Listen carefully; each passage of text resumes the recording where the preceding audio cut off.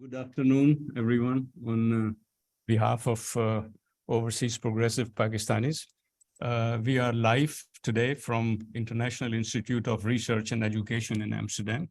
And with me, among several guests, is also our main speaker, Farooq Tariq, who is sitting right next to me. Let's please start our today's meeting. As you can hopefully see on the screen, our today's topic is floods in Pakistan, their causes, the catastrophes we are facing or the people are facing there, its aftermath, and what can be done to avoid such floods. But first of all, our today's program is dedicated to all the victims who have suffered because of this catastrophe, the floods and the rains we are having in Pakistan. Let me just quickly introduce our organization to you on a couple of slides. The purpose of having this organization, as it says on the screen, is it's a platform for the people who endeavor to enhance cooperation among communities to promote progressive values. Our vision is unity in diversity, and the mission of the Overseas Progressive Pakistanis as an organization is to strive to eliminate exploitation and discrimination through meaningful dialogues. Here, our orientations: politically, we believe in democracy, in human rights, minority rights, gender equality, and we have no affiliation with any political party.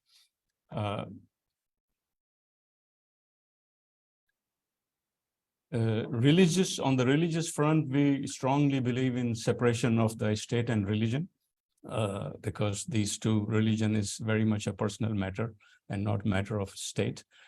Socially, we believe in inclusion, tolerance, acceptance, and harmony among different communities.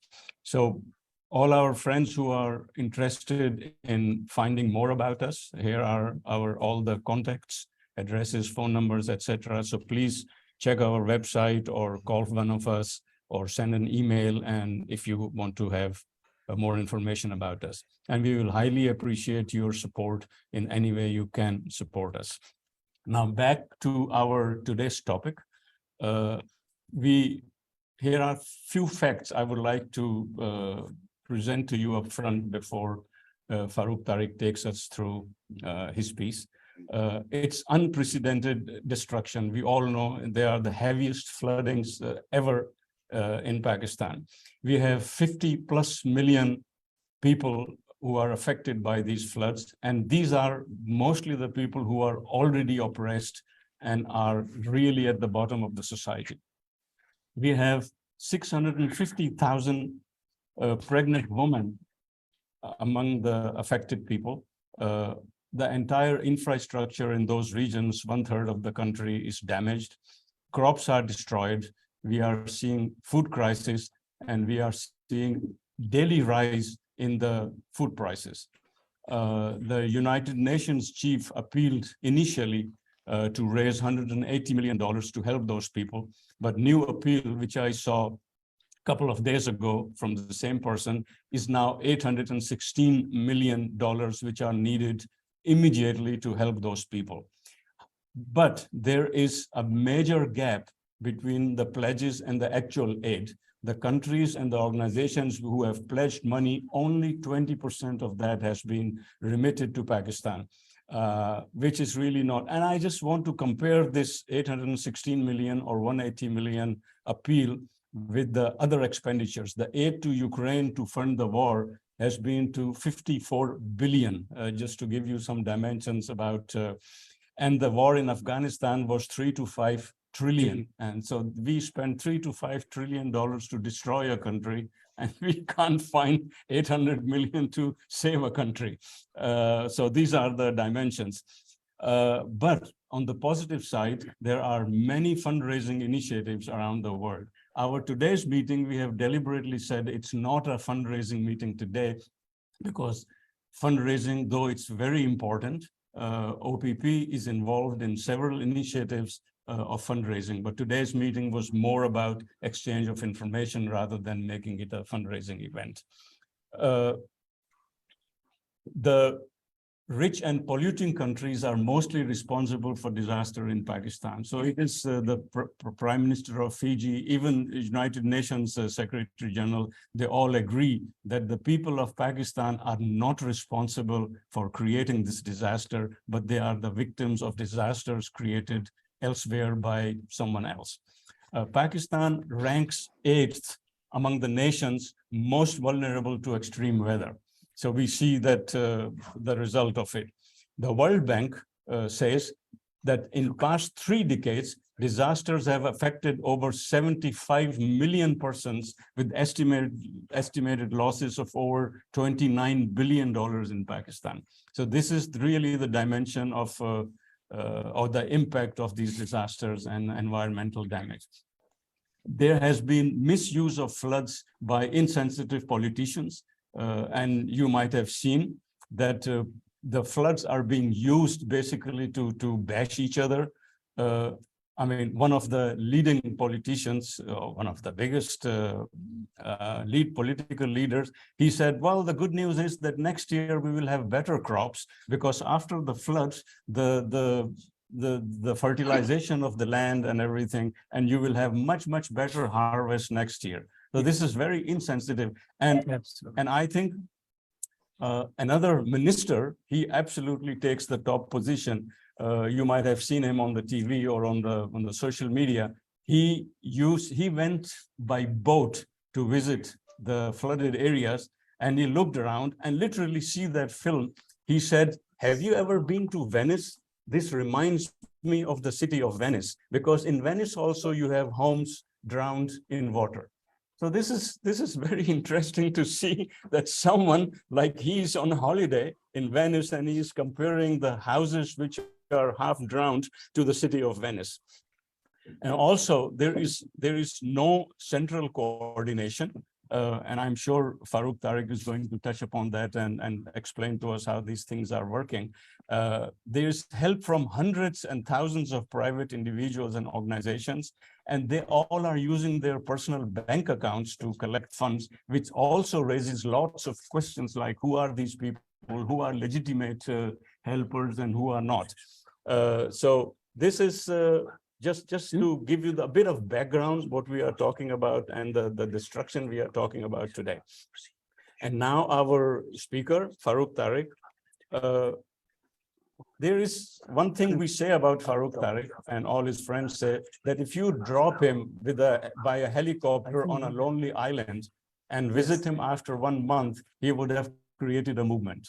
So this is, and this guy has honestly spent his life, dedicated his life to help the oppressed. Wherever there is a demonstration needed or a petition needed, or helping the people on a strike or whatever movements you have of the lower class, middle class, working class in Pakistan, he's there. And we are lucky to have him today in Amsterdam because he came to attend some Congress.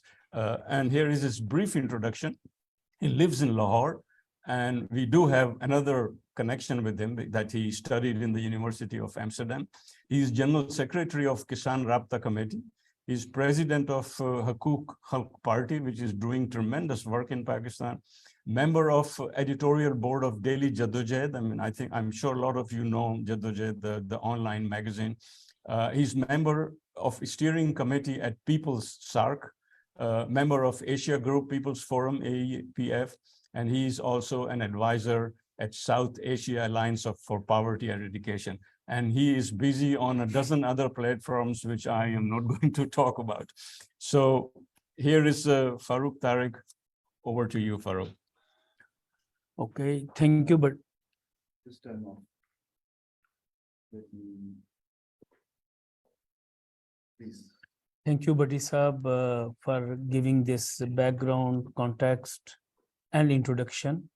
And thank you for inviting the Progressive Overseas Pakistanis, which is an organization I like to align with, and I know the activities you have done for the past few years has been tremendous impact, not only outside Pakistan, but also inside Pakistan.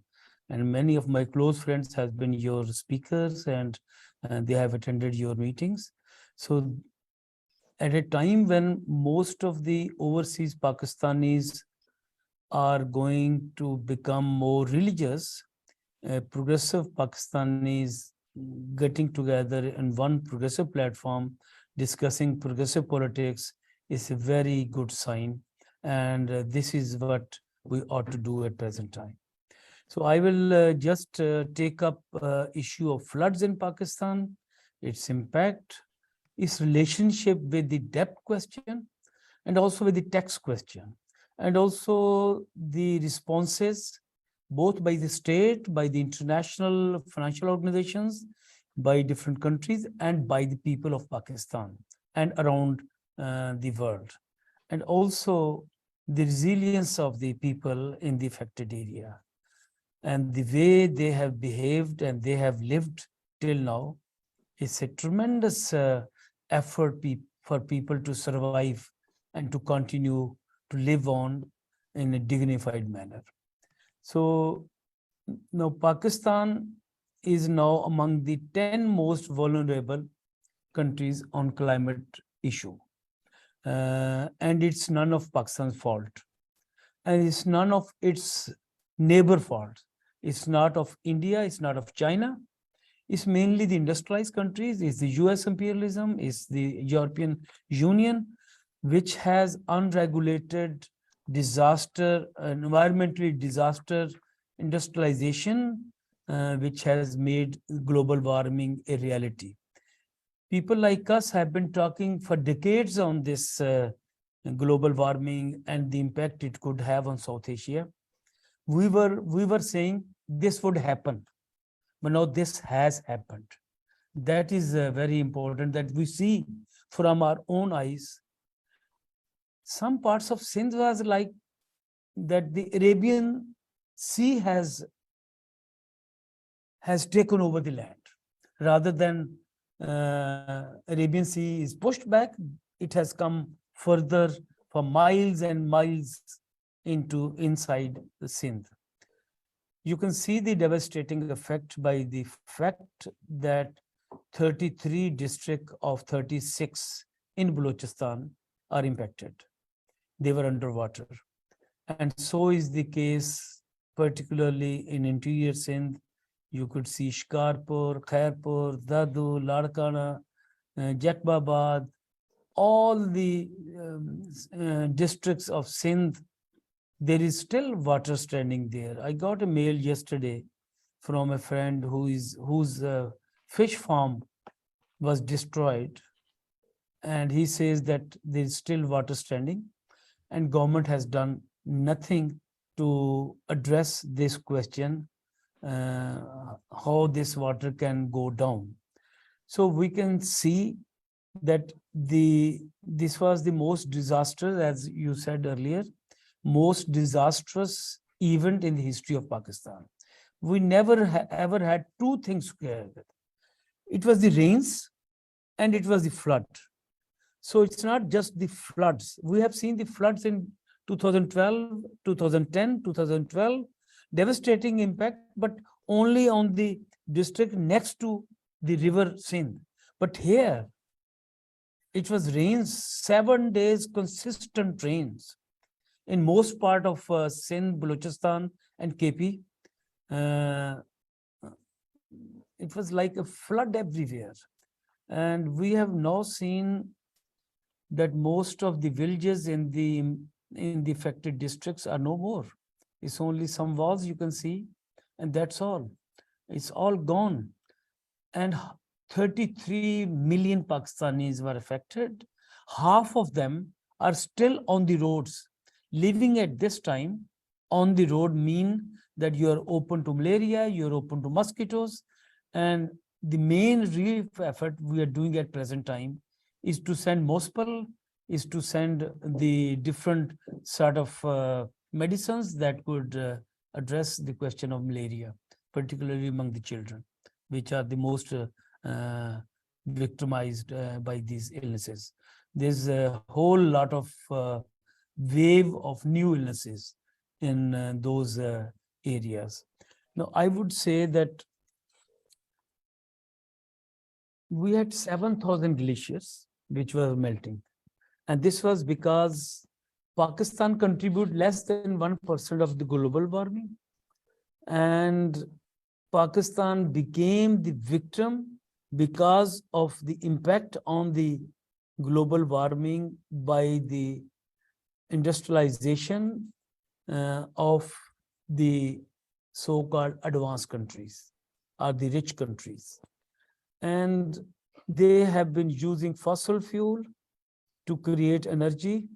They have been using coal to produce electricity. They have been using gas and oil to produce electricity.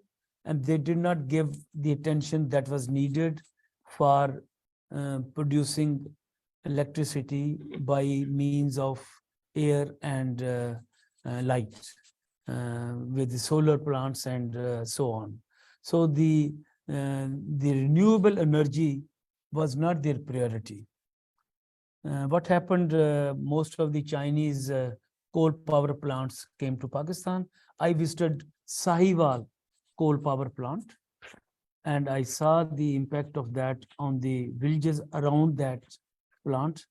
And they have a strange sort of illnesses. The fertile land is not functioning anymore. Water has gone down, and they have sold their land for this plant, and now they have nothing to grow.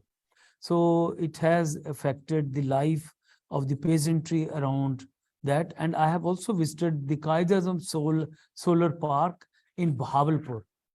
And there we spoke to many villagers, and they said, we have no problem. We have electricity, free electricity around that. And they had problem that it's not functioning to full capacity, but they didn't have any objection to the environment related issues created by that Qaid-e-Azam solar park near Bahawalpur. And now the government is talking about moving towards solar energy, but still it's a long way to go. So we can see that I can give you some more figures which you have mentioned some. Now, 2.1 million houses have gone, they have lost to the rain. 436 bridges are no more. 13,115 kilometers of roads have been damaged or destroyed. Nearly 1.1 million livestock is gone. 4.4 million acre of crops in different provinces have been damaged. So I know cotton, maize, most of the fruit like apple and grapes in Balochistan, that was the main income of the peasantry in that Balochistan. That is gone. And I've seen apples, very nice apples, been destroyed. They have been packed, but they could not be transported. Or while they tried to transport, the trucks were stuck for a few days and it gone corrupt. So we have seen the wholesale damage to the crops. So most of the damage by this flood and devastating rains is to the peasantry, to the farming community, to the agriculture sector.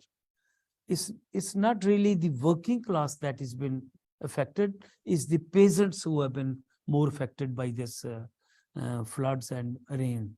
And at Dera Ghazi Khan, our friends who went to take a truck of relief items, and thank you overseas Pakistanis, with your help we got good support from Netherlands, from England, and from other parts, and we were able to send few trucks to different districts, and one ration packet was enough for a family of 6 for 1 month. So it was like more dry items we were producing, and some food which could have immediate effect, like the dates and some dry fruits.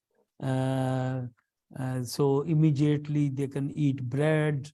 They don't have to cook. There was nothing to cook. There was no gas or no wood available to burn and so on. So we were asked to send things, biscuits and ras, papas, and all these items. We sent them to the affected area. Very much for waiting because there was some technical issue. So I was talking about the damages which it has caused to crops in Balochistan and Sindh and Khyber Pakhtunkhwa and also in the Saraiki Wasif. But I want to now take up the issue of the relationship of the depth and climate. So what is the relationship of the depth? Now, situation at present time is that public debt of Pakistan is almost 80% of total GDP. So what we have to pay is almost 80% of the total gross production of Pakistan. And Pakistan has to pay $17 billion by end of this year to the international financial institutions, to World Bank, to IMF, to ADB, to Chinese banks and Chinese state and the states across Europe and America. Very little has been rescheduled, very little has been suspended, and most of them has to be paid. And IMF shamelessly put so much pressure to release $1.7 billion that they said increase the price of electricity. And electricity is now almost 40 rupees a 1 unit. And I have seen in Pakistan a worker who earn 25,000 rupees a month has to pay 30,000 rupees electricity bill. I was in a meeting of the workers where I asked, it was only last week at Lahore Press Club, I asked two women, how much was your electricity bill before the increase? She said 7,000 to 8,000 at the maximum. I asked how much at this time? She said 19,000 to 20,000 a month. I have never seen so much increase in the prices of electricity. And why? Because IMF said raise your income through indirect taxation, through raising the prices of gas and electricity and oil. And IMF wanted to make sure that their loan is returned. So when you have to pay, when 35% of the total budget is spent on the repayment of the loans, which is the largest single section of the national budget. Second largest is the military. And then comes all the other development and non-development expenditure of the state. So the largest portion of the national budget is repayments. So if a state has to pay so much, how could this build an infrastructure needed to deal with such crises? I can give you one more example. In 2005, the earthquake in Pakistan, which took the life of over 100,000, was of 7.6 magnitude. And the same magnitude in Japan would take the life of maybe 10 or 15 at the most.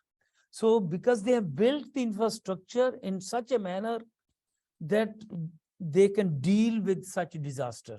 But here, most of the buildings, they have no earthquake resistance infrastructure.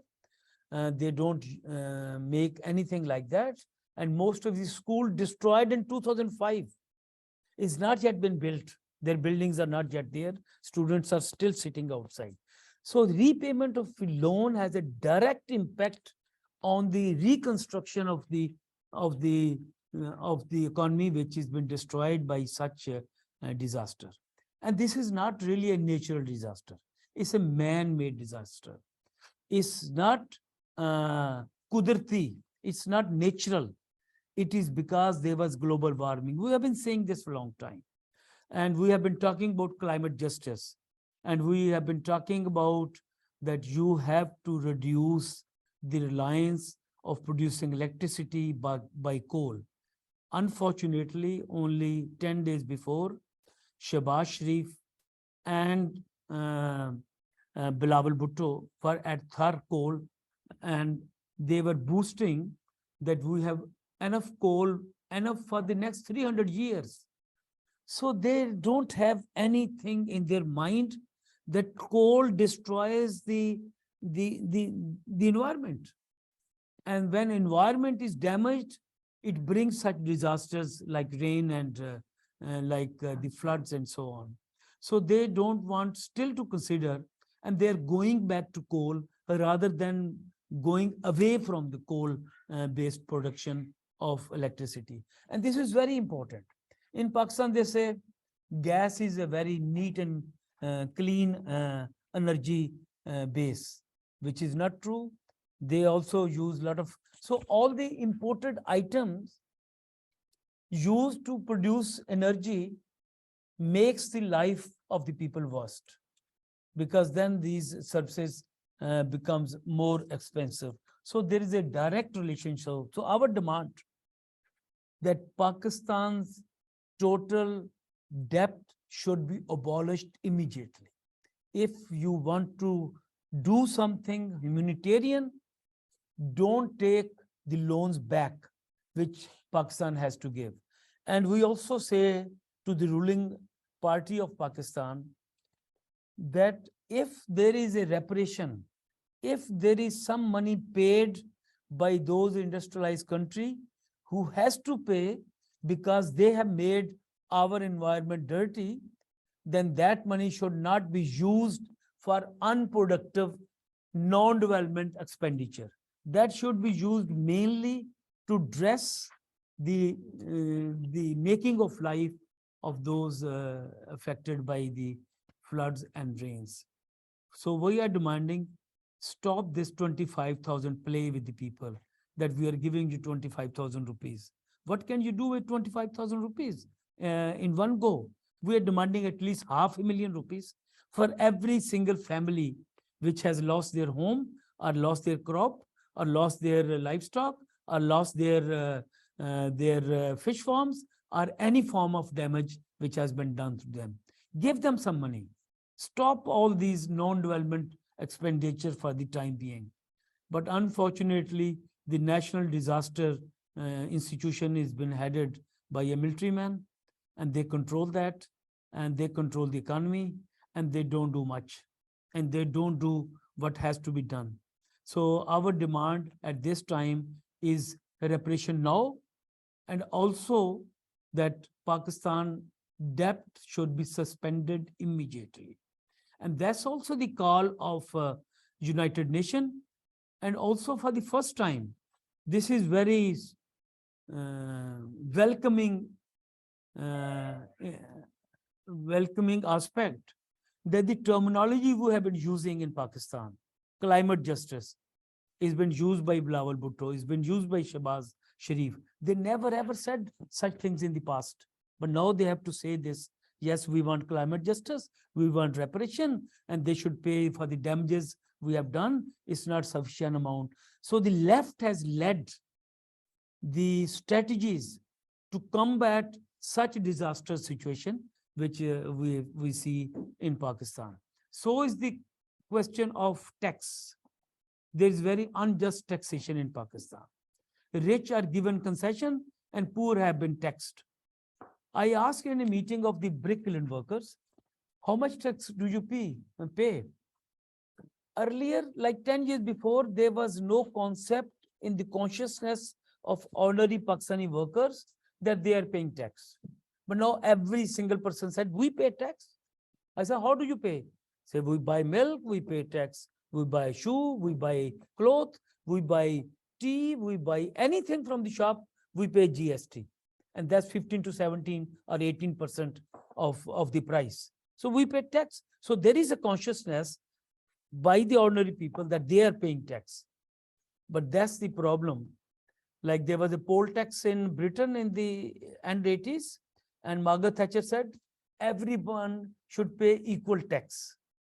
And people are equal, they should pay equal tax. So what happened? A person living in a fort-like home was paying the same tax to the level of a Pakistani community person living in a flat, maybe 10 of them in one flat.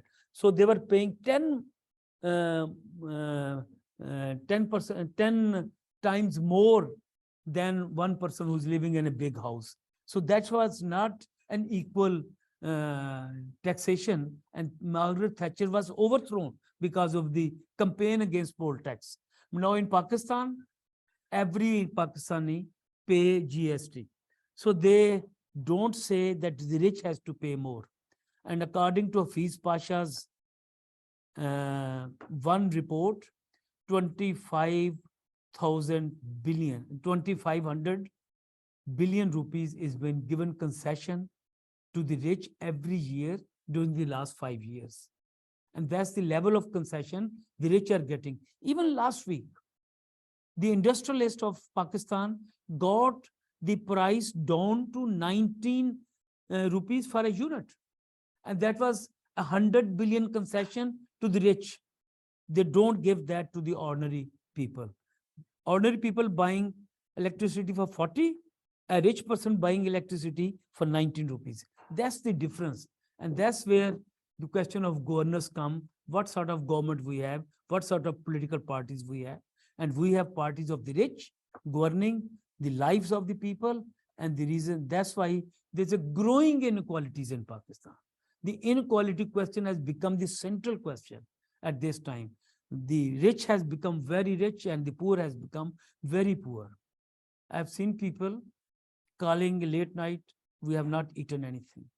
There was not to make anything. Even in Ramadan, last time we raised some funds to provide ration to some 200 families immediately in Lahore because they have nothing to survive on. And this devastating flood and rains has more bad impact than what it was during the corona.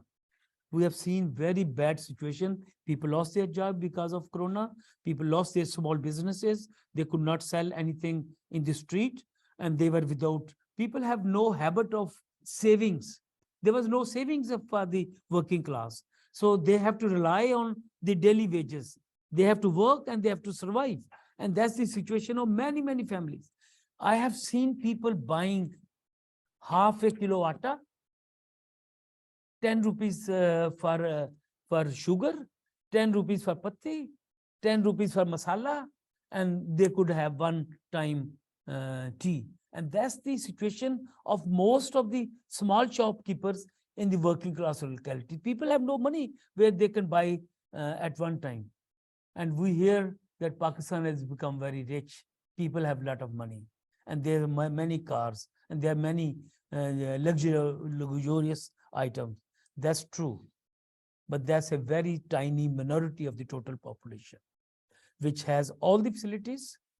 And we want a dignified life for every citizen. We want an equal right for every citizen of Pakistan. And that's where the flood and rains has made the lives of millions more poor. According to one estimation, there will be 2 crore new poor in Pakistan. That was the estimation during Corona. It has gone further than that now. So we will see a growing inequalities, more new poor, and more people to die because of the illnesses. And that's where our efforts of relief, whatever we did, was a sign of relief. And I can tell you, there was an attitude of the ruling classes. Like Punjab ministers, I've never seen a chief minister of Punjab going to any flood affected area. I've never seen most of the ministers of Shahbaz Sharif to go to any flood affected areas to say something in sympathy or in solidarity. On the other side, I've seen thousands and thousands of Pakistanis asking people to donate. We put up our camp on 27th of July after the 2 days of rain in Balochistan. First relief camp on Main Mall Road was put up by us. And we were really terrified that can we even raise enough fund to meet the expenditure of the camp, because we were not sure we will raise any funds, because around 10,000 expenditures were of putting up that camp and sound and all that. But what happened on the first day, we saw motorcycles, rickshaws, people sitting in the buses, giving whatever they have in their mouth. And the car which has families and the motorcycle which has a woman on the backside, they were definitely giving us money, because they are very sensitive. Women are very sensitive, and they were really giving a lot of amount, whatever they have. And I have seen one big car person. I knocked the door, he opened it, he looked at me, he thought maybe I'm a beggar. And then he looked at me, he tried to pull rupee 50. Then he put the 50 rupee back and he gave me coin of 10 rupees, as he would give to any beggar. And that sort of attitude we have seen over there. But our comrades, our friends, they were not really insulted by this. We understood the nature, the mean nature of the most rich during raising of funds.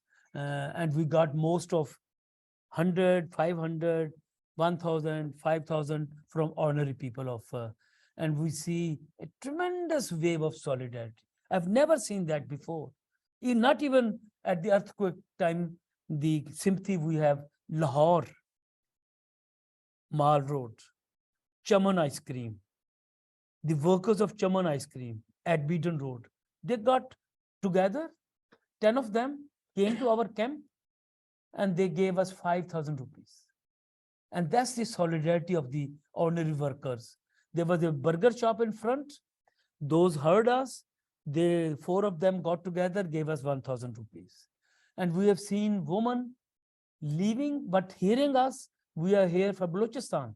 And that's where we are building the unity of Pakistan.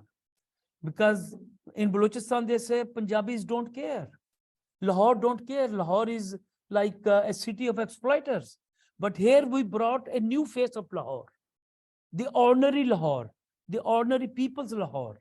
And that's where we raised nearly 11 lakh rupees in 3 days from Mall Road of Lahore by knocking doors. And people would bring clothes, other things. And we were the first one to send this. And then started our friends abroad and also nationally and internationally, that they would sending. And we had a target of raising 3 million. We raised over 6 million. And now we have gone over 1 crore rupees at this time. Our main effort at this time. And we are a small organization. We are not rich as Imran Khan's party is. But I've seen that organizing public rallies at the time when people are trying to save their lives was a very bad political move. They should have really cared about people's life, not really their politics. And I was totally happy to hear you, Wahi Saab, when you said that politicians were doing politics among themselves rather than getting together to help the most bad incident of climate change. Whole world is watching towards Pakistan, and whole world was watching Pakistan, and Pakistani politicians were fighting with each other. And this is the attitude of rich politicians, not the ordinary working class people. So we have to see the class basis of Pakistan politics. We have to see the actual solidarity by local people and the charity attitude by the rich. I wrote an article, we need justice, not charity. We don't want charity. We don't want to have undignified life. We want to have dignified life. If you want to help us, give us a job. We don't want Benazir income sports to make us more beggars. We want more jobs, more creation. Give unemployment benefit to the unemployed. give social security to all, give pension to all the elderly people, stop non-development expenditure, stop paying repayments of debt, stop and reduce the so-called defense budget. And you should open up your relationship with the neighbor and open up the trade with the neighbor. Now, Indian trade is going through Dubai to Pakistan, and I live near Wagah border, which is only few kilometers from the Indian border, and that could make the life of the both country even better if there is a relationship with Afghanistan, with Iran, with India, and they should open up the trade with these, despite all the political enmities they have artificially created in the past. We want a different Pakistan. This Pakistan is at present a Pakistan of the rich, controlled by the rich, and they are exploiting the most. We want a new Pakistan, a changed Pakistan, a Pakistan for ordinary people, where people could have a dignified life, where they would have a right to education, free right to education, health, transport, and housing, and so on. And thank you very much that you gave us a chance to speak to your audience. And thank you everyone who had come here. Thank you. I know this is very difficult today to come to this place because of Amsterdam Marathon.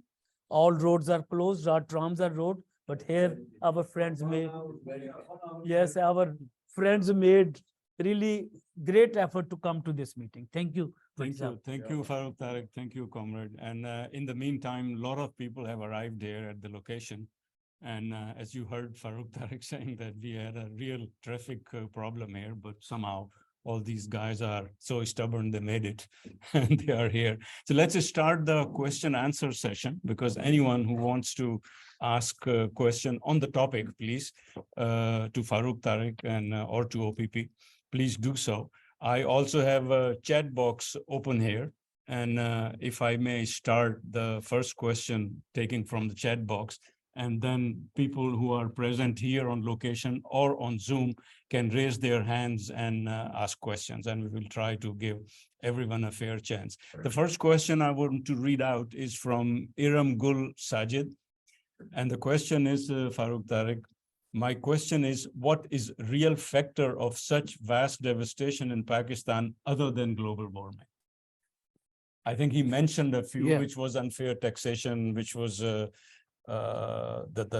debt Pakistan has, the undevelopmental, and the pollution, environmental. But if there is any other reason, please, over to you. Okay, normally there is a perception because Pakistani politicians are very corrupt, and because of their corrupt politics, they were not able to build the infrastructure, and that's why there's a great disaster.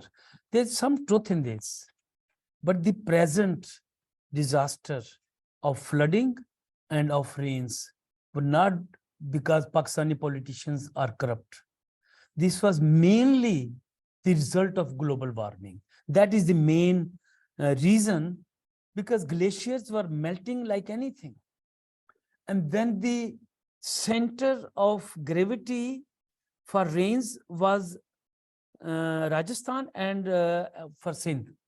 And we see that most of the rains, we never had so much rain.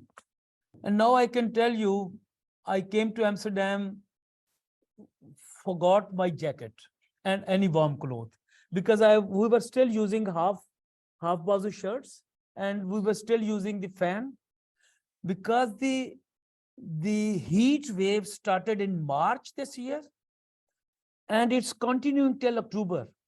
We never had such lengthy heat waves in the past. It was normally after May Day, we have May Day rallies in very good weather in the past. But now you can't hold, even last year we did not, this year we did not hold May Day rallies in the open because it was so hot at the time. So the heat wave have persisted for 7 to 8 months already in Pakistan. It's not yet going away. It's not like people are saying that no, winter has come, seasons has gone. So it's still the summer which is continuing, and that is because of global warming, the impact. But the other reasons which you have already mentioned, I have raised that the exploitation, the unfair taxation, the repayment of the debt, the priority of the budget on non-development expenditure, not taking up the issue of developing any infrastructure resistance to climate disasters. Thank you. Who wants to go next? Anyone on the Zoom? Okay, Nasrullah Saab. And just one reminder, if anyone feels more comfortable to ask question in Urdu or Punjabi or any other language, please feel free to do so. Oh, And thank you Dutch. very much. Yeah, we are sitting in Amsterdam, so, and of course, sorry about that. Okay, thank you, Tariq Saab, for a detailed analysis of what's happening.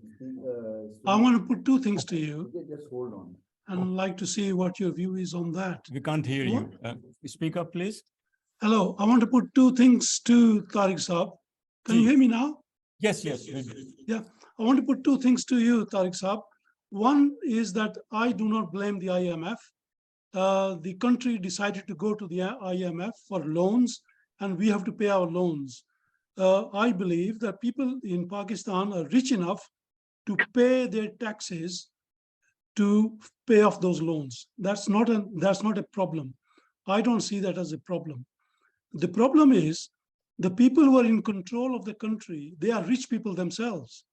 That is why they will not tax themselves.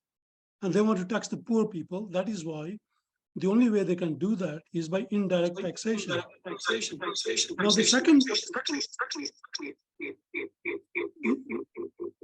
the second point I want to make is there is a trust deficit with the people who govern us.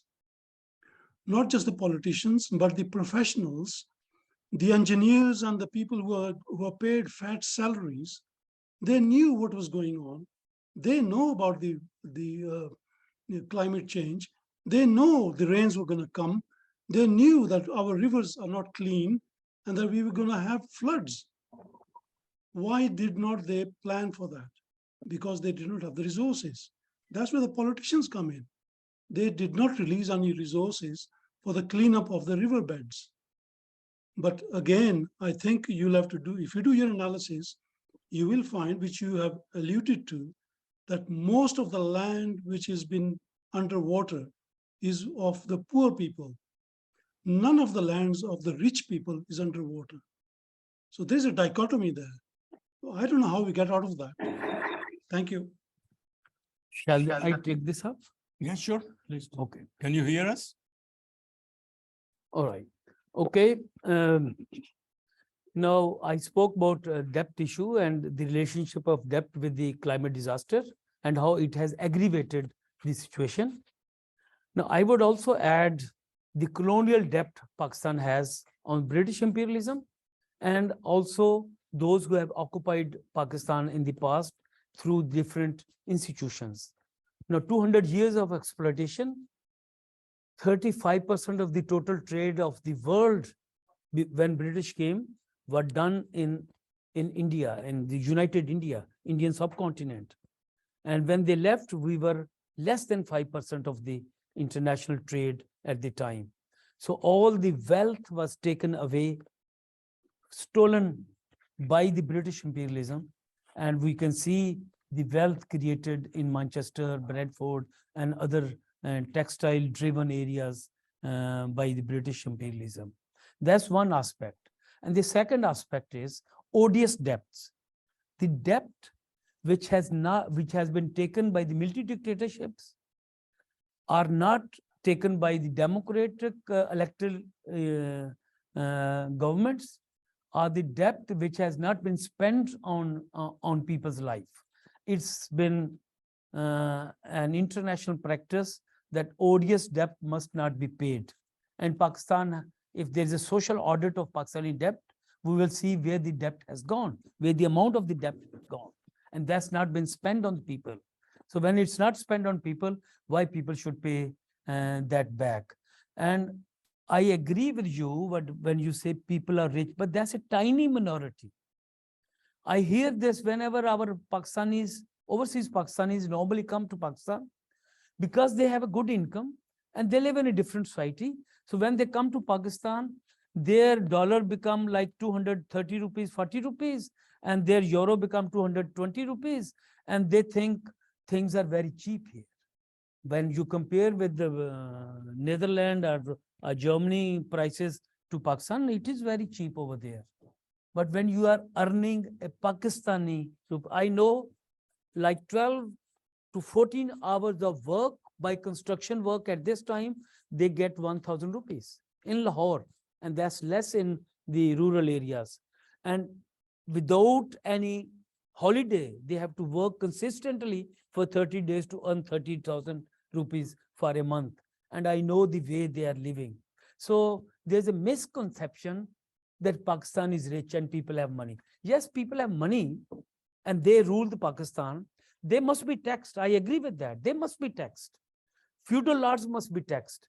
But we go further than tax. We said take over the land of the feudal and distribute among the Haris, landless peasantry, rural poor, Muzares, and all others who have been working on the land but not owning the land and not giving their land rights. I said in last year, Asma Jangir conference, I said there are military farms in Pakistan. And if military has to do the agriculture practices, if military has to grow the crops, then give us your planes and we will fly your planes. The way you do our job, we will do your job. So, I mean, jiska kaam usi ko saaje. And that's where we see feudal lords, because of the political impact they have of the land. They don't want to lose the land. They don't cultivate the way an ordinary peasant would do. So we should not pay off loans at this time in any case. Loan must be paid by those who have taken and run away from Pakistan. And also in Pakistan, they have billions of rupees in their coffer. In Lahore, we have homes like 4 acres of land. And look at the two main leaders. Imran Khan lives in a house, 300 canal home. And Nawaz Sharif live in 1800 canal room. Why can't they live ordinary, like in 1 canal, 2 canal maximum? Why they have to build 300 canal for one person? Why they have to build 16 to 1800 canal for Nawaz Sharif Raivand Palace? They are kings. They are not living ordinary people. They don't know what's the situation. So we say, yes, these loans must be paid by them if they have to pay, but not by raising the taxation on electricity. And also, yes, there is a trust deficit. That's true. I totally agree with that, because the whole morality has collapsed in Pakistan. People don't trust easily. They need time to trust someone because they have been deceived so much time. They have been deceived again and again, politically, socially, and economically. And that's where you need time to rebuild that trust. And that trust can all be built when there's a decent wage, when there's a decent housing, decent sanitation, clean water, good hospitals, and they have a right to life in a dignified manner. Then the trust will come back, not before that. Okay, so Thank you. wants to go next? Anyone from here wants to ask? Khayyim Kazim sahab. Walaikum salam. ये ले लें।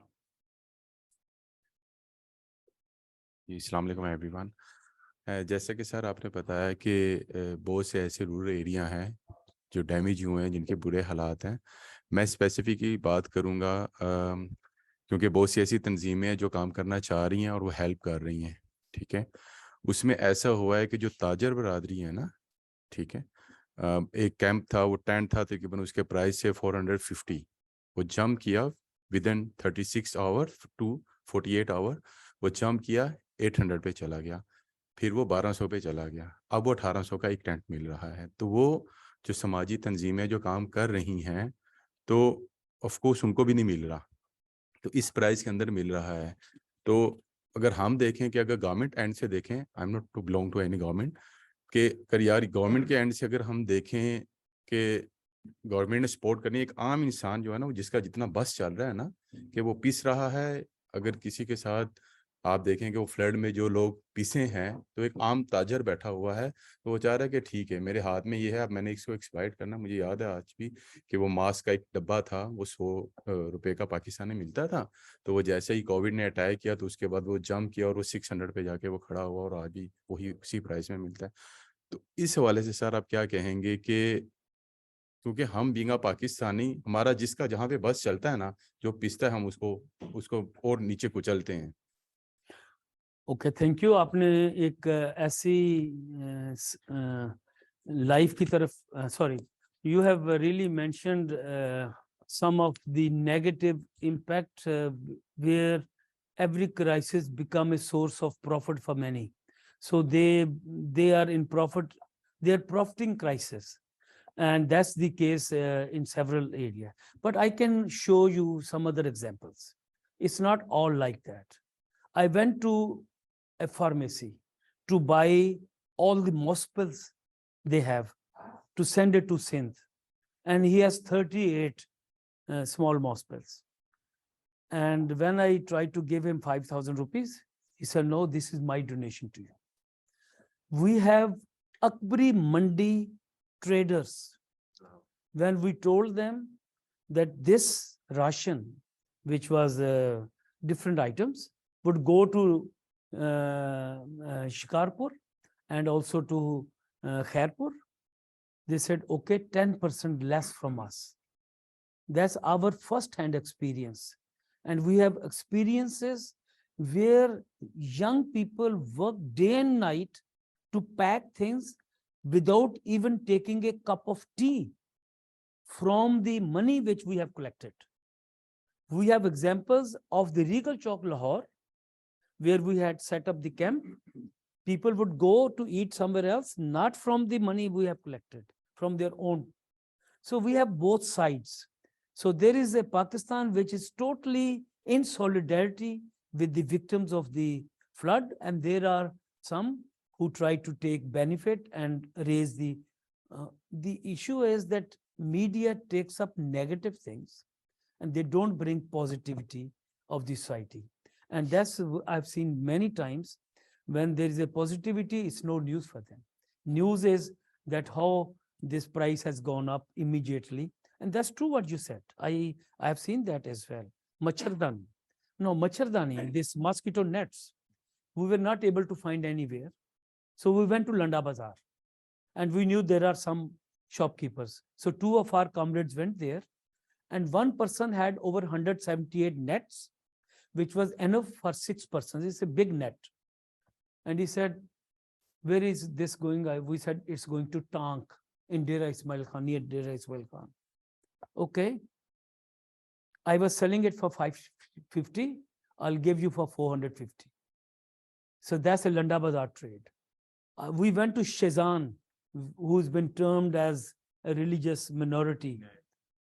They are selling 270 rupees for 400 gram of jam. Our friends went there. They said, we need 1,000 jam, because jam is you can immediately eat and it's a energy building, immediate energy building thing, because there's nothing else to eat. It's the sugar which gives you some energy, which is normally not the case ordinary, but that's where we have to use immediately.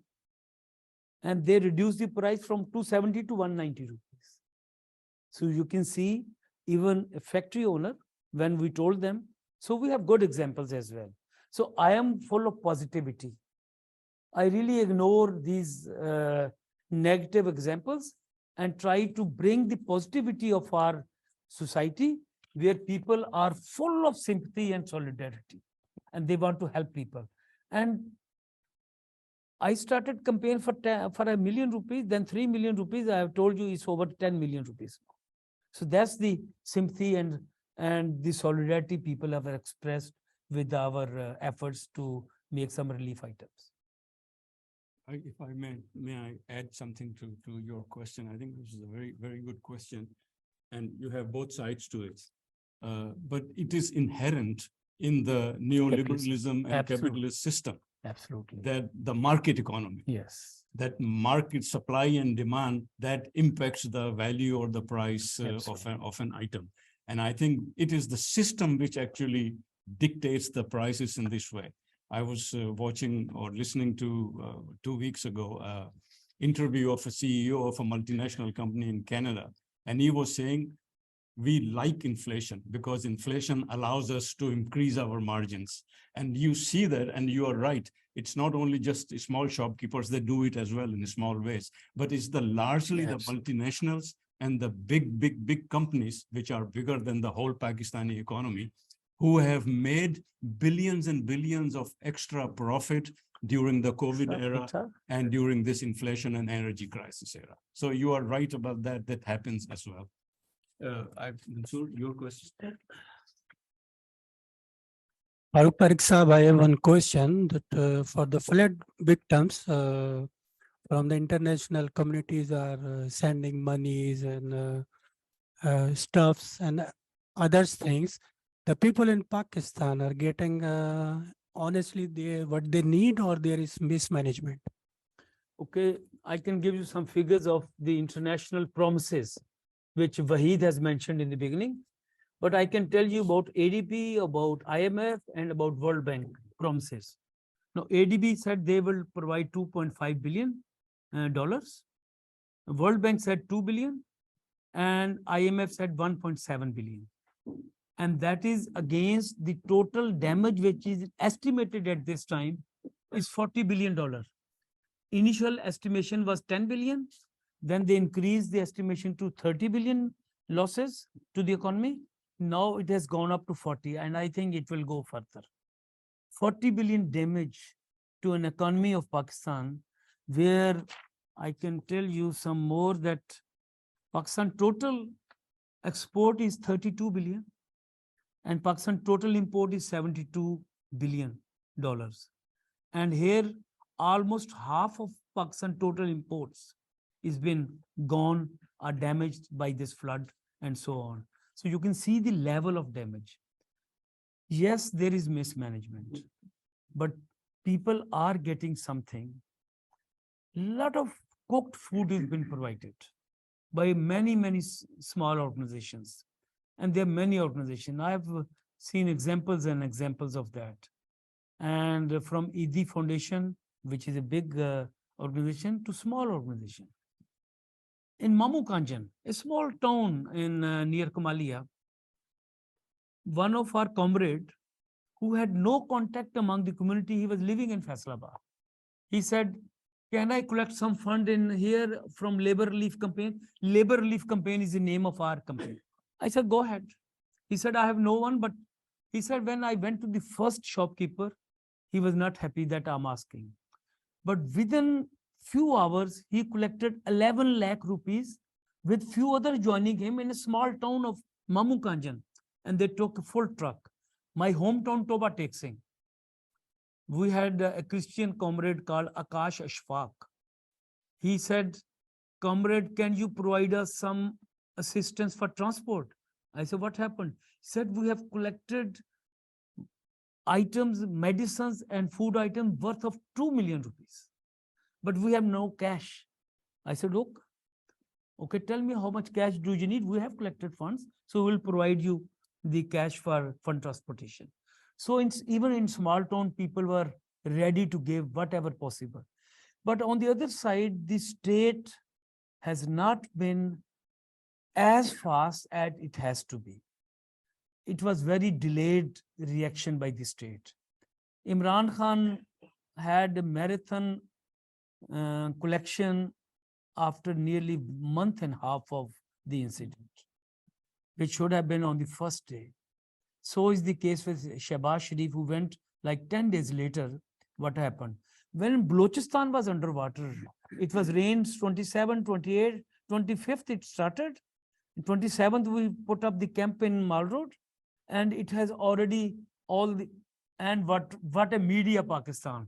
While people were losing their lives, they were showing if Shehbaz Gul has taken a juice glass or not. That was the main item. And we were saying, what are they doing? People are dying in Balochistan now. It was initially Balochistan who was very much damaged. Then it spread to other areas. But they were showing what Shehbaz Gill if he has the bail or not. So, I mean, the attitude of media changed afterwards, and we have seen tremendous reporting by Hamid Mir, who went to all the districts where no one could reach, he reached there, and he gave us fresh examples. And I updated one of my Facebook. One farmer was saying, last night, me and my children went to sleep without food. And that was the case of many in Pakistan. Okay, thanks. Now it's, yeah, exactly. That's what I was giving, but I just wanted to add to it. I mean, you're right. It took a week and a half before any main media started reporting about the floods. And Hamid Mir, he dropped all his programs. He refused to take have part in capital talk. political discussions, That's and right. he went to the front basically to report. I have Said Baloch. Said Baloch, sir, please go ahead with your question. From Karachi.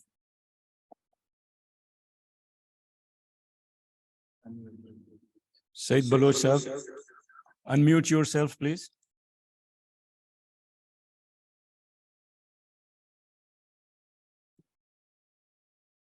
No, I think Mr. Said Baloch, either he can't hear me or he took a short break.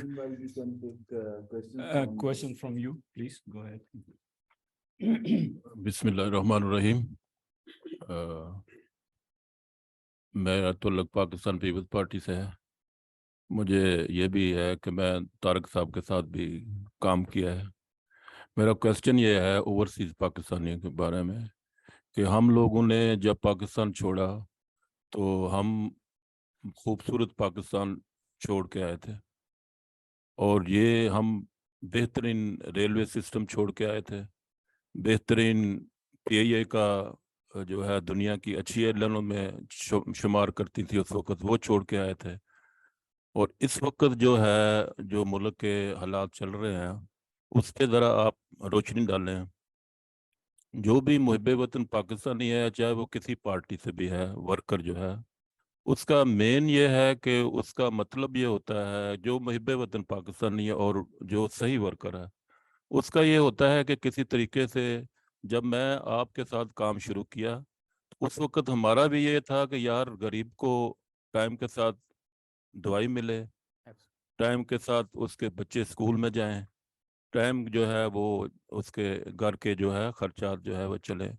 इस वक्त जो है पाकिस्तान के जो हालात चल रहे हैं वो ओवरसीज पाकिस्तानी जो हैं वो ज़्यादा परेशान है कि उनका जो तल्लुक है वो तो पाकिस्तान के साथ है। तो मैं आपसे ये रिक्वेस्ट करूंगा कि मौजूदा जो आने वाले हालात हैं, जैसे आप खुद मिलिट्री के बारे में अभी बात की है कि भाई उनके पास ज़मीनें, जो आम लोग हैं वो तो ये सोचते हैं कि अगर मिलिट्री जितनी उन्होंने ज़मीनें कब्जा की हुई हैं तो वो अगर आम फार्मर को दी जाए तो वो उसमें पाकिस्तान जो है बहुत खुशहाल हो सकता है। तो इसलिए जो है, और दूसरी तरफ आप मीडिया अगर देख लें वो भी ये है कि वो भी करप्ट, मीडिया भी करप्ट, ये भी करप्ट, हर जो है सियासतदान वो भी करप्ट। और पाकिस्तान का जो मुस्तकबिल है आने वाले वक्त में, जो हर वर्कर किसी भी पार्टी का महब वतन वर्कर है वो सोच रहा है कि आने वाले टाइम में हम किधर जा रहे हैं। आपकी ज़िंदगी, मेरी ज़िंदगी, अब तो हम चलो जो है वो अपना हमने हिस्सा डाला है, आपने भी माशाल्लाह, कुछ साथी हमारे दुनिया से चले गए हैं, उन्होंने भी अपना हिस्सा डाला है, लेकिन आने वाला ओवरसीज़ के जो लोग हैं उनके फ्यूचर क्या है, और पाकिस्तान जो है उनका। शुक्रिया तारक साहब। बहुत शुक्रिया जी। और मैं उर्दू में जरा बात कर लूँ या?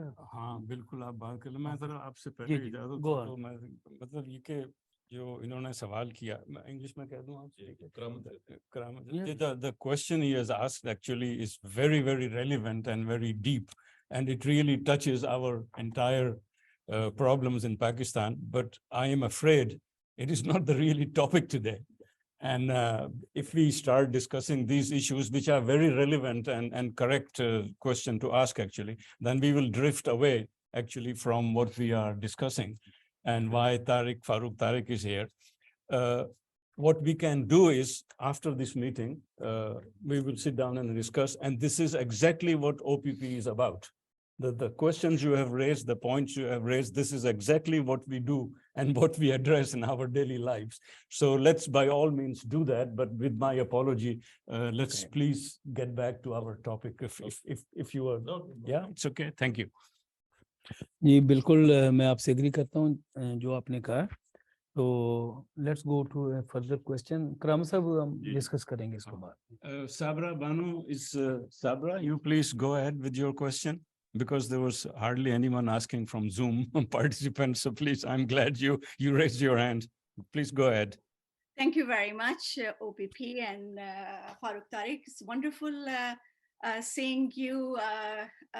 Did not realize you were in Amsterdam. I wish we could have met. There are a number of issues that you have identified, and one can really also ask you many questions, but perhaps, I would just try to focus on very inspiring slogan coming from Pakistan for climate justice. I think it is time to put this demand into the right political, economic context. My question to you is, do you think there is international lobby required to push forward this slogan globally? And then my question is where? And then I would also seek your advice about, let's say, the Sharm el-Sheikh next month, the climate change conference, the COP coming. I was trying I sit here within the Dutch ministry and NGO sector. We have information. So I was trying to actually sort of color some of the discussions with climate justice slogans. I would like to have your opinion about how do you think from lobby perspective, forums such as COP could be also instrumental. My experience with COPs has been that it is mainly, minister is there, but it is led by our whole disaster management militarized who have become now, they are there in civil uniforms. It is all taken up by them. So how do you see that? And climate change is also, the COP is also basically engaging governments into some new contracts. And then again, our disaster management authorities are leading this channel of money. Thank you. Good to see you, Sabra, and thank you for your question. There's a growing climate justice movement in Pakistan. And we initiated in 2018. We had few thousands in Lahore, and we went to different schools. And we said, if a Swedish girl, small young girl, can lead an international movement on climate justice, why can't you do the Pakistani students? And they came out in thousands. And we had nearly over 5,000 people in that rally, which we went from Shimla Pahari to Alhambra Hall. And there was a lot of colorful banners, posters, bringing new slogans and new aspects of climate justice movement in Pakistan. There are many WhatsApp groups on climate, and there's a growing consciousness, particularly among the students of elite universities, private elite universities, and they are leading this climate justice movement at present time. And I know you was talking about COP26, where our minister went, and Riaz Fatiana, when he came back, he said ministers did nothing and they were just fighting with each other and so on. And now there's a COP27 taking place in first week of November in Egypt. And I am one of the delegate who would go on 11th of November to Egypt. And we will represent the civil society aspect of Pakistan climate justice movement. And I'm already asked to speak in several press conferences. So there is a growing awareness among the social sector as well that we must participate. And I tell you, the government is using our political terminology on climate justice. And I was glad to hear Bilawal Bhutto, Shabazz Sharif saying global justice now, and we need reparation, and they should really think the damages it has been done in the past to Pakistan. But on the other side, you are right, it's a militarization of the national disaster institution, and that's the problem lies over there as well. But the way Pakistan ordinary people are aware about the climate issues was not the case like 5 years before. It's much more awareness at present time. And we had on 27th of September, a mass rally at Charing Class. It was called a climate justice rally. And we brought nearly 2,000 people to main city center for a few hours, and we raised slogans of climate justice and so on. Because we are not just doing relief work, we're also raising consciousness on the issue of climate justice. And it's absolutely necessary really to be engaged at decision-making level and also at the ground level. Both sides has to be a balanced approach on that. And I would be raising these issues in Egypt after 12th of November, when I go for a week to Egypt. Okay, thank you. Anyone else? Questions? Is Saeed Baloch back? Adnan has question. Adnan, you have a question? Can you come here? Yeah, it's okay. Yeah, not long enough. My question is regarding the refusal to pay the debts. Like you are launching this campaign since long, and other people in Pakistan are doing this. But what do you think? What is the hurdle? It seems very fancy. It seems very easy for any government to say no. And then instead of going back again and again to IMF, they just use this money for development and whatever they want to be the positive thing. But why? Who's the hurdle? Who don't want this? Okay.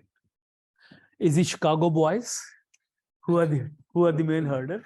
Is a consciously built economist by Chicago School of Economics. My favorite. Your favorite, okay. That's what Mufta said in one of meeting with us on a Twitter space. He said, Farooq, you and Amarjan have spoken very well. I also want to be like you and to raise these demands. But what should I do? I am from Chicago School of Economics. And so he closed his eyes to implement all the conditionalities which even Imran Khan was refusing.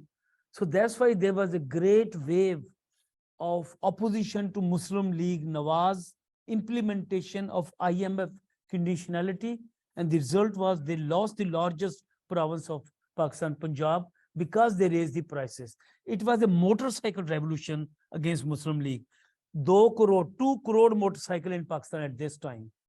And the price went up from 150 rupees a liter to 250 rupees a liter. It really immediately built up the bills for every young person. And I know what many motorcycle would do, 50 rupees, 100 rupees petrol. No, when they say 50 rupees, even the salesman is laughing. What can I do? What can I give you with 50 rupees? So is the condition at present time. So the main hurdle is really the linking of Pakistani intelligentsia and economists to the thinking of IMF and World Bank and to this ideological institutions where they believe that it has to be paid. And they have made it such that when you say, don't pay the debt, people say, no, you have taken a loan, why? You should pay. So that's an ordinary thing as well. But on the other side, there is some opening up where people say, we have not, this loan was not spent on us, why should we pay this one? But overall, government is afraid that there will be economical sanction if they refuse to pay. But at this time, we are not asking the Pakistani government not to pay. We are asking the IMF and World Bank, suspend the loans at this time. They have to do it rather than Pakistani government say no to them. They should, why they are asking repayment of the loan at this time when they know and they have given a lot of statements on this issue that it's the worst disaster, never ever it happened in Pakistan. So yes, so then show the humanitarian face, but they don't have any humanitarian face. Interestingly, these influential rich people are those people who refuse to pay their personal debt. Absolutely. They use state to become more rich, and they want state to impose taxes on the ordinary people. So that's why the large portion of Pakistan taxation is indirect, it's GSTs. It's not direct taxation on the rich people, which should be the case in Pakistan. Okay. Anyone else? Next ji question. भाई साहब जी तारक साहब नहीं Naeem Khan. हाँ, Naeem. जी तारक साहब good afternoon everybody Can you speak up, Naeem, please? जी जी can you hear me now Can't hear you. Okay now Yep.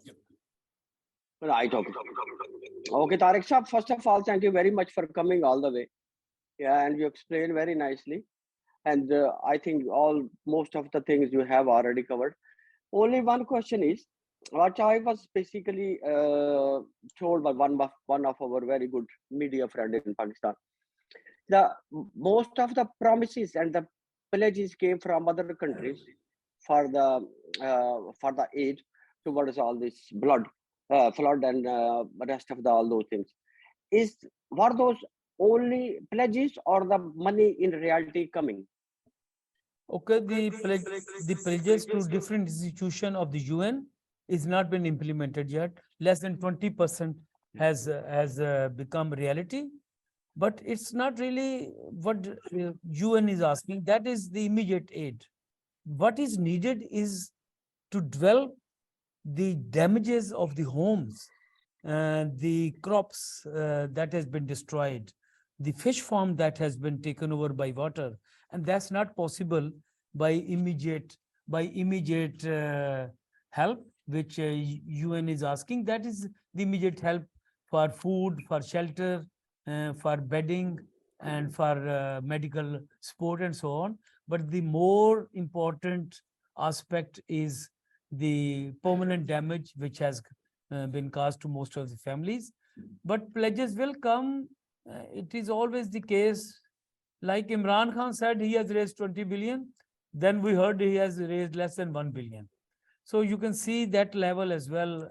And so is the case with the rich countries. They don't, they Yeah, that is promise the problem. and they don't do, because that is been spent, that should have been spent on the people life. But if it's spent on the military, they would give every single paisa for defense and for non-development. Yeah. Because this is a development expenditure. So here we see that they don't implement their promises. Yeah, I can see Yes, that. Sanatha, your question. Yeah, sir, thank you very much. My question is regarding every time there is a disaster, there are relief activities in Pakistan, and a lot of funds has been raised within the Pakistan and from outside Pakistan. Individuals give a lot of money in even cash and kind, everything.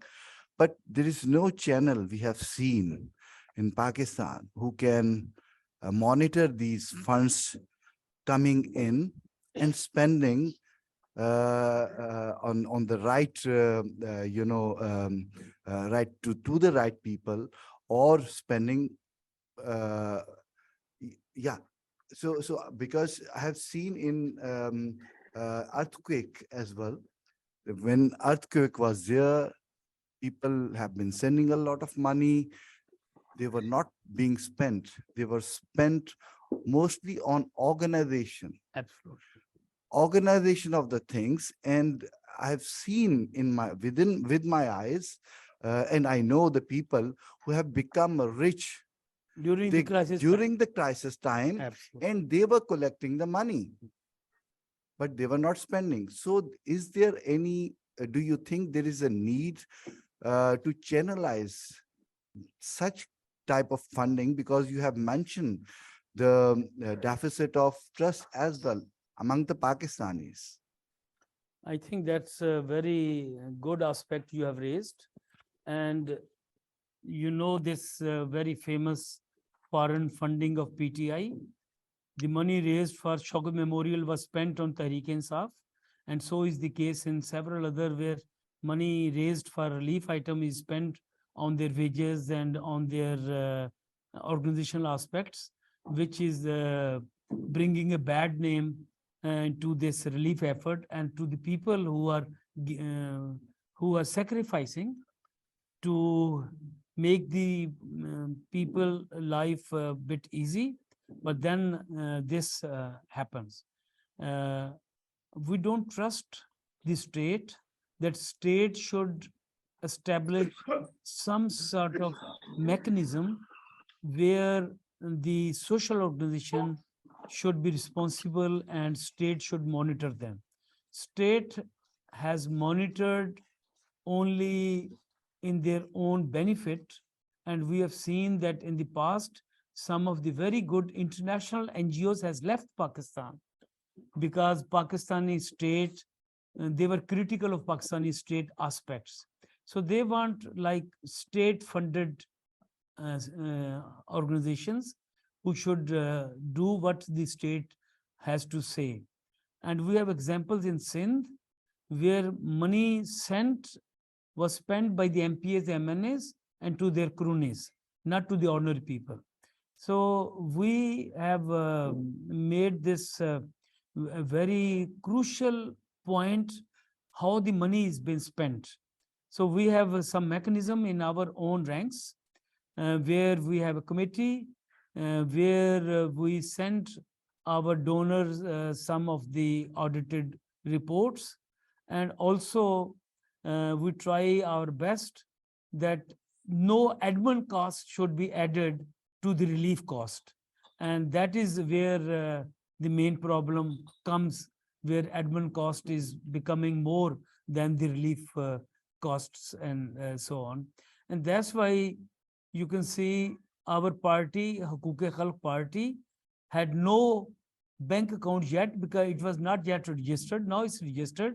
So my personal account was used, and our credibility was such that people sent this all amount to my personal account, which is being watched by a committee, and they are responsible for using the funds. But I would say, I totally agree with you that there has to be people's consciousness, people's committee to watch where the money is being spent.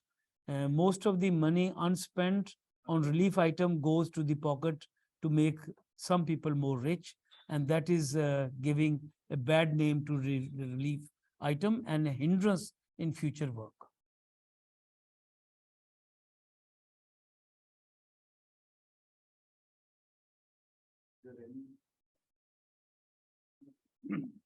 Any other question? But I think Amir Rana raised a very good question, but this is an ongoing issue. Even we see in case of Afghanistan, in some cases, more than half, but also in some cases, about up to 80% of the aid which came in was used for security, salaries, transport, housing of all the people, directors of NGOs and big organizations. And up to 80% sometimes went into those expenses, and only 20% went to what it was meant to go to. So this is an issue, and that's why Farooq Tariq and organizations like his and many others who work with volunteers. And that's why OPP has been trying to collect donations and directly send to those organizations or individuals who work with volunteers and who don't have overheads and these expenses. Admin costs. Every admin cost and actually these people travel around on their own expenses, and every rupee sent to them goes directly to the affected and to the victims. And it was a good point. Anybody else? Any questions? We have another from official time, another 15, 20 minutes to go. Dharamveer. Dharamveer, please go ahead.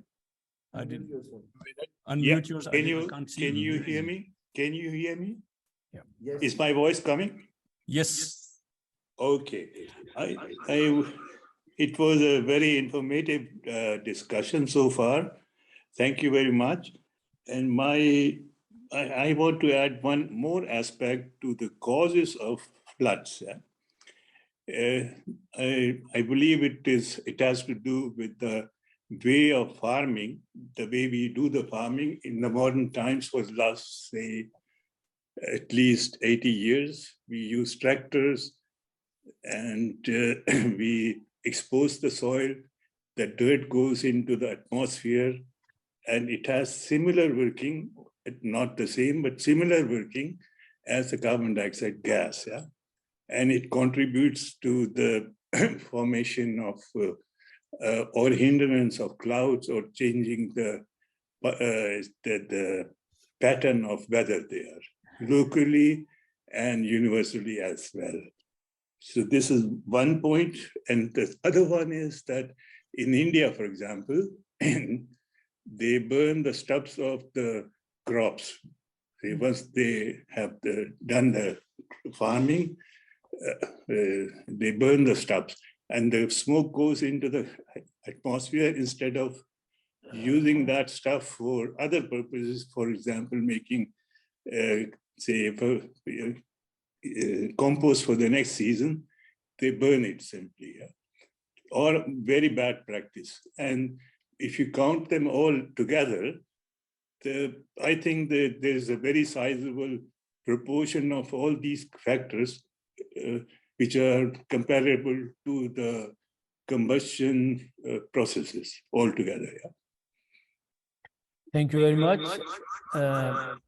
I think it's very good that you brought this aspect of agriculture farming in Pakistan and India. And that's true, the way the centuries-old farming is going on, particularly after the so-called Green Revolution, the plowing of the land again and again, destroying the land by pesticides, destroying the land by fertilizers has made, and also the way housing societies has come up, and the political economy of land grabbing is another aspect of aggravating the situation after this flood has come. And I totally agree what you said, that this has to be changed. And in Pakistan, we have introduced, I'm General Secretary of the peasant organization called Pakistan Kisan Rabta Committee. And with this, we have organized a natural sustainable crop system. It's called Picnic. And we encourage farmers not to use more water, no usage of fertilizer, not to plow the land, use a lot of, to cover the land, you should use all those what you burn, as you have mentioned. So this is a new way. Thousands of Pakistani and Indian farmers in Indian Punjab are following this Picnic, this Paidar, Kudrati Paidar Nizam-e Kashtkari. That's what we have been training our farmers. And the result is that without putting much inputs, our output is much better. Main issue is that the multinational companies like the fertilizers, like the pesticides and so on, they guide farmers what to do, how much fertilizer should be used. They become like the agriculture officers for the most of the farmers, and they use many tractors to force the farmers to buy their product. And I know one of my brothers said that these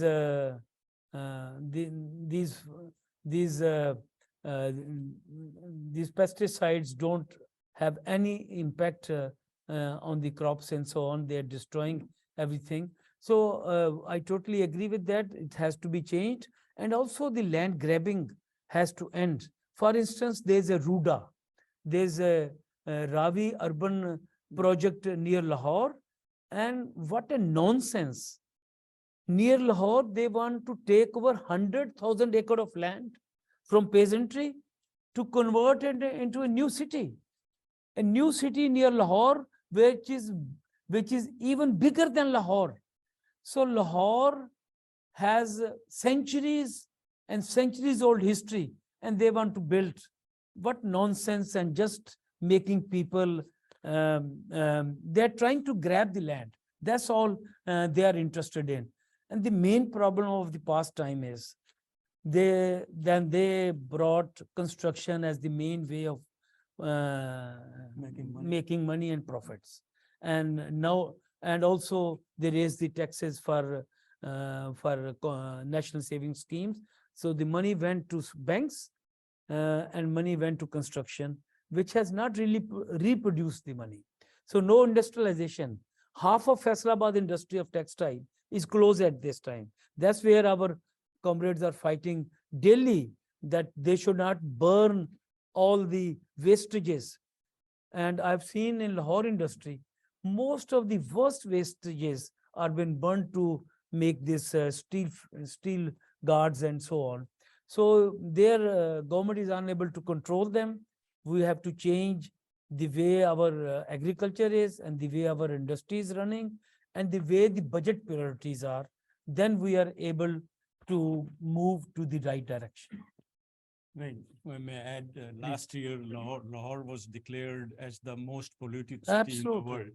And if you approach Lahore from either side on the highways, you could see what you thought was a fog. Absolutely. But it wasn't smoke. fog, it is smoke. It's smoke. Exactly. And this is happening there a lot.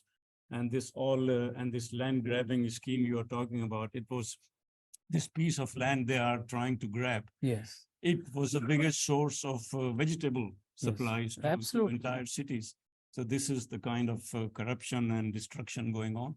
And they did that with the Gurdwara, with this Sialkot, Narwal Gurdwara as well. The peasants were, Kartarpur Gurdwara, the peasants were not paid.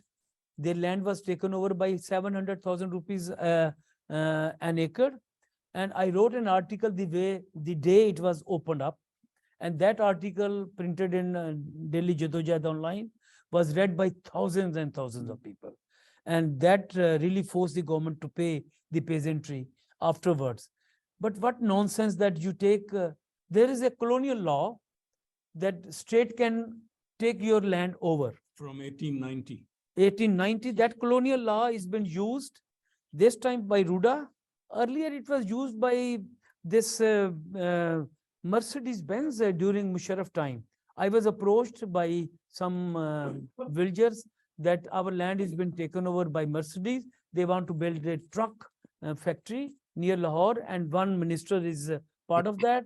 And they're offering us like 700,000, 7 lakh, 8 lakh and 12 lakh in 3 categories. So I went to the village.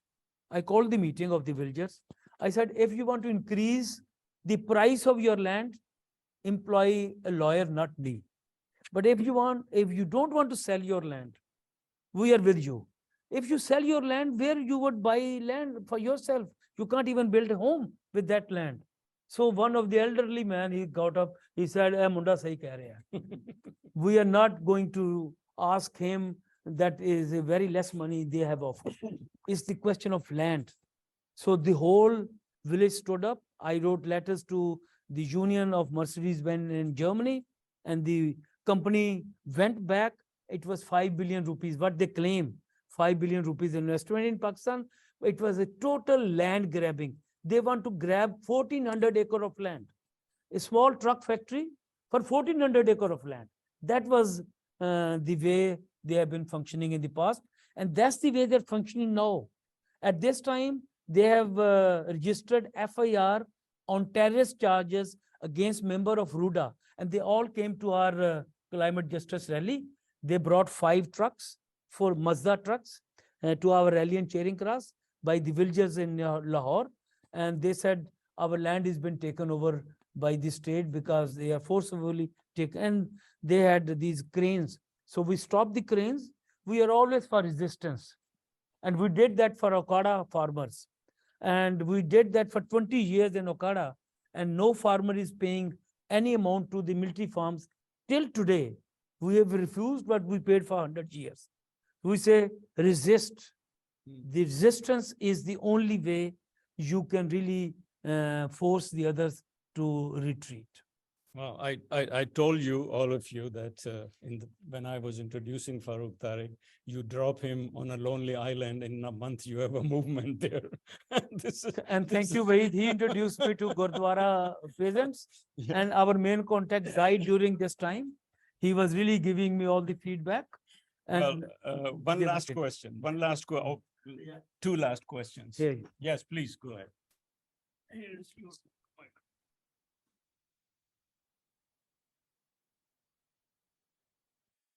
What do you think about the future of both parties, PPP and Muslim League Noon? Okay. And this is a question which is not really related to this, but I'll just say there's no future for any parties of the rich in Pakistan. They are, one party had a right-wing policy. When the other party came, they have more right-wing policies. So this situation is moving towards more right by these parties of the rich. They are not becoming radical as was the case in the past. They are really introducing new liberal agenda, privatization, selling of state assets, building in these new cities. And the only way is to earn money and to become rich. The future of Pakistan lies with the politics of socialism, with the politics of Marxism, with the politics of ordinary people. And that's where, when they will rise up, then the things will change. And also the future of PDM. Okay. Future of Now, PDM is. I think let's not yeah. discuss we can discuss, but perhaps later. Sabra, you still have a question? Because she's removed her hand. Okay. Raised by Moin, anyone? I would you like have a just- question. Yeah, I thought it was the old request Yes, you no, had. I don't Please have a go ahead. question. I just have a comment to add regarding previous question, that it is not the question for accountability concerning local organizations. That is also international problem. I have worked in Pakistan in the 2008 earthquake as an international, with our international coordination and UN team. And it's a pattern among international organizations as well, that it's a rapid money and it has different criterion for accountability. I just wanted to correct it. We have a lot of respect for the engagement and resilience of local organizations. They are most concerned and loyal to their communities, but it is also the question of international organizations that in general are very ready to put blame on local communities for mismanagement of money. Thank you. I would just say on this that some of the international organizations like IMF, World Bank are blaming Pakistani politicians that they must be accountable and must be checks and all that. But my question is, even there are checks, if there is accountability, would this flood not come to Pakistan? It would come because it was global warming, which was the main cause, not the corruption of Pakistani politicians. We are totally opposed to the corruption of Pakistani ruling elite. And we have always raised the voice. But using this as an excuse to blame and to divert the attention from the real cause is also been, it must be opposed as well. And we must really put our straight finger towards the dirty industrialization of the countries of the rich, which are responsible, like EU and the US imperialism, which has really made the life of the whole earth in danger. And now Biden said Pakistan is the most dangerous nation of the world. What about US imperialism, who has carried out over 89 wars over the world, carried out millions of people killed? So we think that US imperialism is the most dangerous nation of the world. And we have no trust of our Pakistani politicians as well, rich politicians. And we know that they are promoting religious fundamentalism and they are playing with that to prolong their own power. It's a serious challenge of religious fundamentalism, but to use religious fundamentalism to hide your own crimes, we will not accept it and we will oppose it. Thank you so much.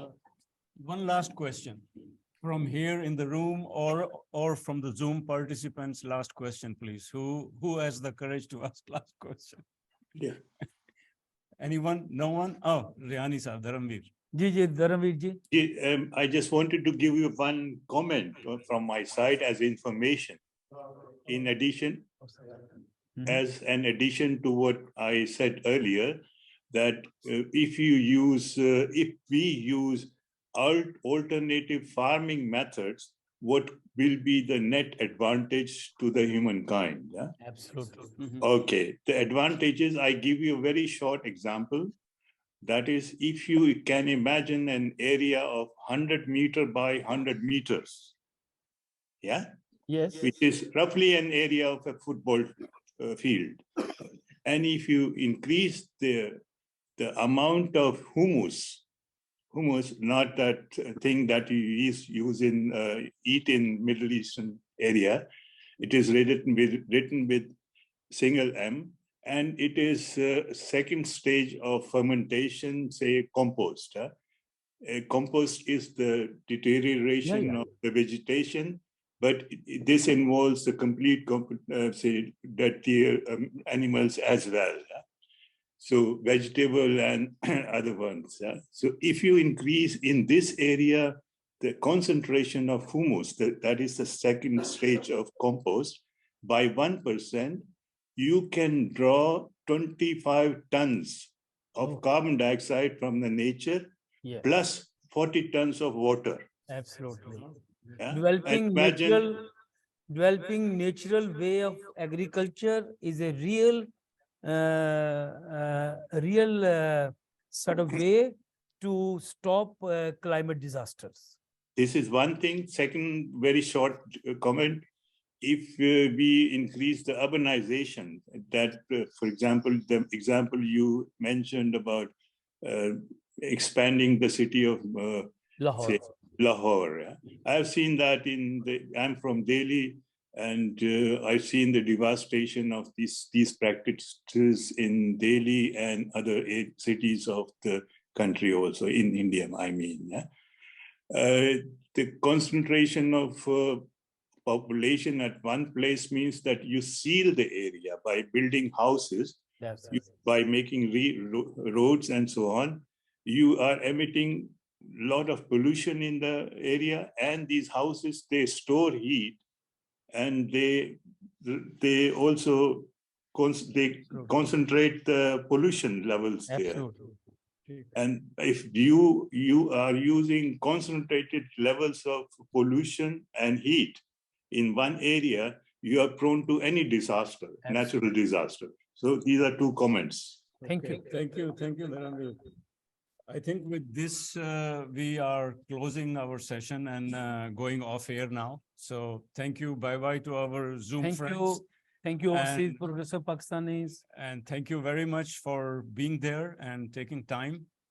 And again, sorry about the small interruption we had, but I hope all in all, thank you, Farooq Tariq, for being here and enlightening us with your views. Thank you very much. Thank you, everyone. Thank you. Bye.